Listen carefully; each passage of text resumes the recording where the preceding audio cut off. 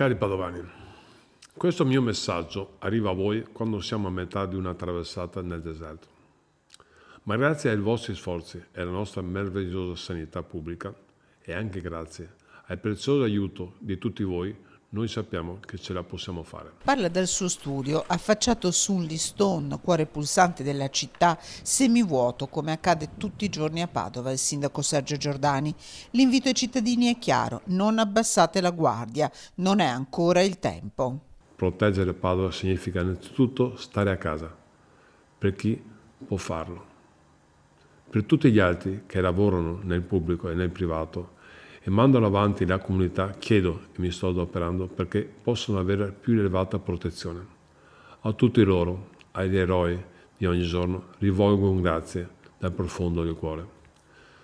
Siamo in emergenza e in emergenza non si fanno polemiche, si lavora e basta. È il momento dell'unione questo, con l'obiettivo di uscirne tutti in salute, e il grazie va a ogni padovano. Vi ringrazio perché ci state aiutando senza divisioni. Ringrazio Conte, ringrazio Zaia, ringrazio i medici, gli infermieri, le autorità, i volontari, le forze dell'ordine e tutti quelli che sono in prima linea. La giunta sta lavorando, aggiunge, distribuzione di mascherine, attivazione di un canale con la Cina per l'arrivo di dispositivi di protezione, sanificazione delle strade, vicini a chi ha bisogno, anziani, diversamente abili, poveri. Lavare le mani e stare a casa, l'invito pressante, e infine la speranza. Infine vi dico che non dobbiamo farci prendere l'ansia del futuro. Abbiamo già passato momenti duri, guerre, emergenze e ci siamo sempre rialzati.